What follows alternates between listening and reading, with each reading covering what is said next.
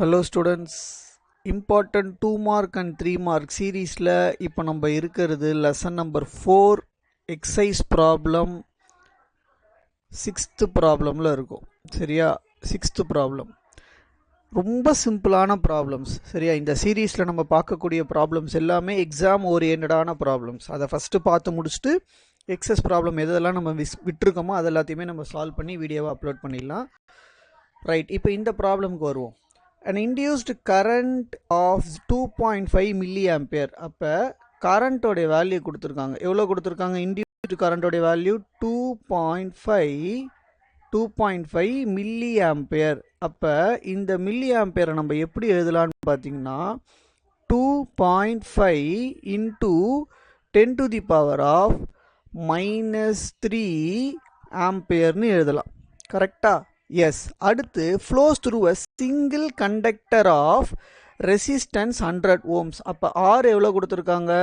Resistance உடைய value வந்து 100 ஓம்னு கொடுத்துருக்காங்க.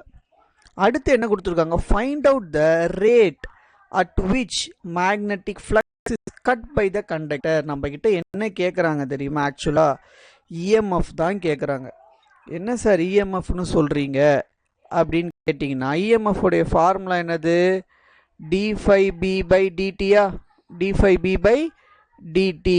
இந்த இடத்துல ரேட் அட் விச்னு கேட்டிருக்காங்கல்ல, மேக்னெட்டிக் ஃப்ளக்ஸ். இந்த d5 by dt தான் அவங்க என்னன்னு சொல்கிறாங்க, நம்ம இஎம்எஃப்னு படிச்சிருக்கோம். அப்போ நம்ம கிட்ட கொடுத்துருக்கிற ஃபார்முலா என்னது? ஐயும் ஆரும் கிவனில் கொடுத்துருக்காங்க, இஎம்எஃப் கேட்குறாங்க. அப்போ இதுலேருந்து நம்ம என்ன சொல்லலாம்னா EMF is equal to I into ஆர்னு சொல்லலாமா? Straight formula. v equal to ஐஆர்ன்னு இருக்குல்ல, அதே ஃபார்முலா தான் இப்போ இங்கே எழுதியிருக்கோம் நம்ம. அப்போ இது எப்படி நம்ம இப்போ சால்வ் பண்ணலாம்? இஎம்எஃப் இஸ் ஈக்குவல் டு ஐயோடைய வேல்யூ எவ்வளோ? 2.5 into 10 to the power of -3. கரெக்டா? ஆரோடைய வேல்யூ எவ்வளோ நம்மளுக்கு? 100. ஆரோடைய வேல்யூ எவ்வளோ? 100. அப்போ இந்த நம்ம சால்வ் பண்ணோம்னா, இதை நம்ம சால்வ் பண்ணோம்னா நமக்கு எப்படி கிடைக்கும்? இஎம்எஃப் இஸ் ஈக்குவல் டு இந்த 0.5 ஒரு டெசிமலுக்கும் ஒரு ஜீரோக்கும் போச்சுன்னா 25 இன்ட்டு 10 என்னென்னு வரும்? 250 வரும். 250 into 10 to the power of -3 வரும். -3 வோல்ட்டுன்னு வரும். கரெக்டாக? இதை நம்ம இன்னும் ஃபர்தராக சால்வ் பண்ணும்போது, ஷார்ட்டாக எழுதும்போது இஎம்எஃப் ஈக்குவல் டு 250 மில்லி வோல்ட்டுன்னு போடலாம். என்னன்னு போடலாம்?